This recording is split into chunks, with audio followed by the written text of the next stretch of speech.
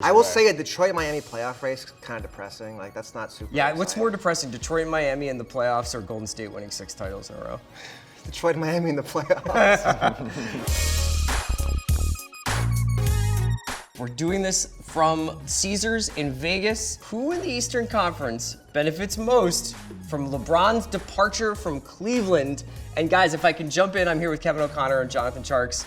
I'm Chris Ryan, and I want to let Gary Oldman's character from a 90s movie called The Professional answer this question. Gary Oldman goes up to a building that he's raiding as a dirty cop, and they say, "Who do you want?" And he goes, "Everyone!" And that's who benefits from LeBron leaving the East. King is everyone, dead. The king everyone. is dead, man. Everybody's, I think there should be a pep in every team's step in the East, Kevin, but who benefits the most? Well, it all starts at the top with Boston, right? Okay. The team Cleveland just beat in the Eastern Conference Finals in 7 games. They're going to have Gordon Hayward and Kyrie Irving back with a more developed Jason Tatum, Jaylen Brown, all their young guys, so on.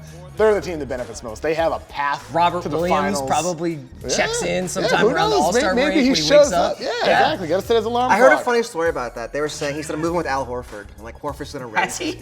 I mean, they want him to do that. Like, Oh, he wanted to do live that, with yeah. Al Horford in his beach house. Does Al Horford have an alarm clock?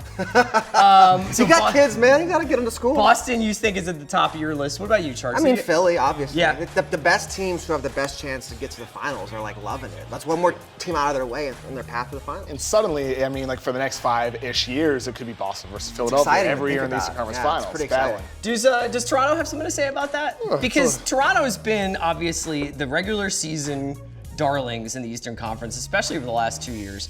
And then last season, again, it's LeBronto. He just stomps him out of LeBronto, existence. that's a good one.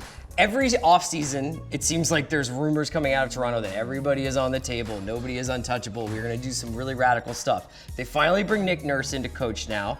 He's talking about how DeMar is going to have to pick up his defensive game. He's saying all the right things. Where do you see Toronto in this whole thing? Did they get a second lease on life? Yeah, I mean, look, Toronto has talent, for sure. OG Anunoby, who you like, Tjarks, is going to get better. They have talent on their team, but still, it comes down to DeMar DeRozan and Kyle Lowry. Are those guys as good as Boston? No. Are they good as as good as Philadelphia? Yeah. No, they're not. They're still the 3rd or 4th and maybe 5th behind Indiana and Milwaukee. Best team in the Eastern Conference. I think they benefit because everybody does, but they still aren't close to the favorites. I want to see like the Van Vliet, Anunoby, Siakam, DeLon Wright, Pirtle team. I feel like this DeRozan, Valanciunas The one with the team, All-Stars. I'm over them. Get those guys I out. want to see a young team. I'm draft hipster here. So you Well, want the problem with blow it this, up. but the problem I is think that I they would. can't get. Nobody's going to give them. Yeah, anything no one for wants these them. guys. That's So what you're they're saying. almost- Like they're all available. Nobody exactly. wants They're them. one of Exactly. several teams. Washington sort of with this Wall contract. Detroit with this Blake contract. Toronto pretty much has 2 of those contracts. You're right, and that's the thing. Like, you know, the whole like, blow it up with Toronto. It's like you can't because nobody wants Kyle Lowry with $30+ million for 2 more years in his 30s. DeMar DeRozan, who is really good. He's an all-star, obviously, but like you said, Nick Nurse wants him to defend. He also needs to still continue getting better as a passer, which he did last year, to be fair. And his 3-point shot fell off a cliff after late December. The actual Eastern Conference Finals contenders from last season obviously benefit. I want you guys to each give me a middle class or lower middle class, from the Eastern Conference teams that like might jump up a bit here and might also be ready to make the leap and have a chance because LeBron's left. Victor Oladipo and the Indiana Pacers. Got to be them. If Miles Turner this summer, he looks like he's rebuilding his body. He's a talented player, right? He's still super young. Can defend. He can shoot threes. It's a bonus now. They've made some nice little additions like Tyreek Evans. They have talent on that team, and maybe they can.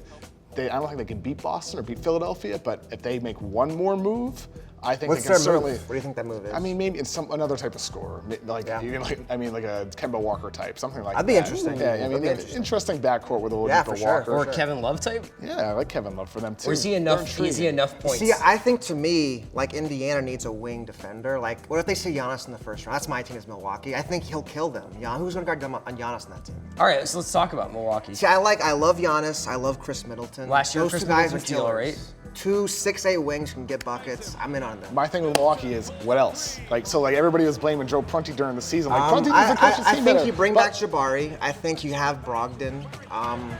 I like Thon still. I'm giving up on Thon either. But Tjarks, to be fair, you are saying basically like this team that was average last year, you think are just going to be above. I'm saying Giannis MVP next year. They get a top 3, top 4. So he's going to seed. learn how to shoot.